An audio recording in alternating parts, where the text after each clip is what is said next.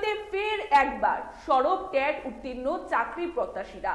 অনতিবিলম্বে তাদের নিয়োগের ব্যাপারে যাতে করে সিদ্ধান্ত গ্রহণ করা হয় তার জন্য চাকরি প্রত্যাশীরা কাতর আবেদন রয়েছে।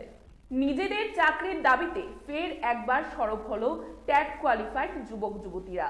এখানে উল্লেখ করা প্রয়োজন, বিগত 2022 সালের ট্যাট পরীক্ষার ফলাফল অনুযায়ী 361 জন পরীক্ষার্থী সফলভাবে উত্তীর্ণ হলেও এখনো পর্যন্ত সরকারের তরফ থেকে নিয়োগের ব্যাপারে কোনো ইতিবাচক পদক্ষেপ গ্রহণ করা হয়নি। এর পরিপ্রেক্ষিতে কিছুদিন পরপরই সংশ্লিষ্ট চাকরি প্রত্যাশীদের পক্ষ থেকে বিভিন্ন প্রকারের দৌড়ঝাঁপ পরিলক্ষিত হচ্ছে।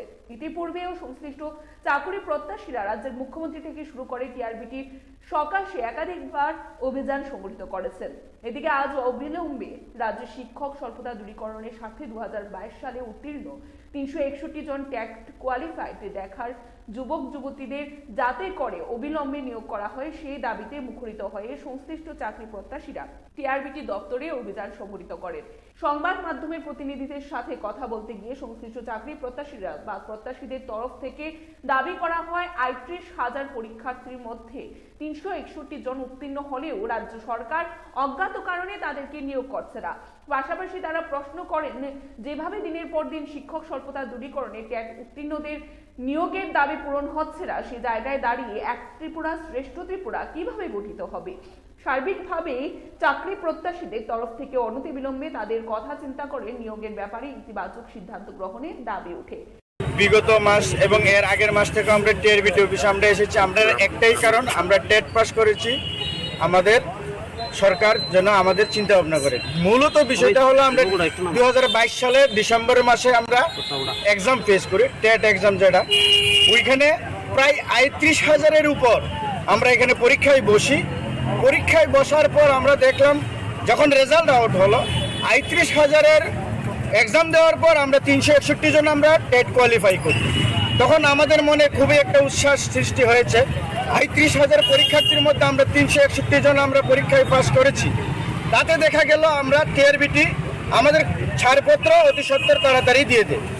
টিআরবিটি যখন ছাড়পত্র দেয় তখন টিআরবিটি ছাড়পত্র দেওয়ার পর আমরা গভর্নমেন্টের উপর আমাদের একটা আশ্বাস ছিল যে তাড়াতাড়ি আমাদের নিয়োগপত্রটাও দিয়ে দেবে। তাতে দেখা গেল আমরা কিছু বারবার আমরা বিভিন্ন দপ্তরের মন্ত্রী মহোদয়, আমরা ত্রিপুরার অভিভাবক যিনি মুখ্যমন্ত্রী মানিক সাহা ডক্টর, ওনার কাছে আমরা বারবার দেখা করার জন্য গিয়েছি, অনুমতি পাইনি। উনি মুখ্যমন্ত্রী ত্রিপুরার ব্যস্ততম মানুষ, আমরা বুঝি, আমরা জানি। তবে আমরা টিআরবিটি মহোদয়ের কাছে, ডাইরেক্টর মহোদয়ের কাছে আমরা আসলাম, উনিও বারবার বলেছে সরকার যদি কোনো চিন্তা ভাবনা না করে আমাদের কাছে কিছু নেই। আমরা 2022 সালে টেট কোয়ালিফাইড ক্যান্ডিডেট, আমরা শুধুমাত্র 361 জন আমরা কোয়ালিফাই করেছি, এটা আপনারা ইতিমধ্যে জেনে গেছেন। তো আমাদের মূল যে বক্তব্যটা হলো সেটা হচ্ছে, দেখুন কিছুদিন আগেও আমরা সংবাদপত্রে আমরা দেখেছি, বিভিন্ন ইলেকট্রনিক মিডিয়াতে দেখেছি যে যারা রিটায়ার্ড টিচার তারা ক্লাস নিচ্ছে, তাছাড়া স্টুডেন্ট যারা আছে, উপরের ক্লাসের স্টুডেন্ট যারা আছে তারা নিচের ক্লাসের ছাত্রছাত্রীদের ক্লাস নিচ্ছে। এটা নিশ্চয়ই মানে এই শিক্ষার দিকে একটা ভালো লক্ষণ নয়। তো আমরা যে আশা করেছিলাম যে এখন যে বর্তমানের যিনি মুখ্যমন্ত্রী তথা শিক্ষামন্ত্রী স্যার, উনি যেহেতু আমরা এত অল্প সংখ্যক পাস করেছি, আমাদের খুব শীঘ্রই উনি নিয়োগ করবেন। কিন্তু বর্তমানে আমরা যেটা দেখতে পাচ্ছি যে আমাদের এই প্রসেসটা অনেকটা লেংদি হচ্ছে।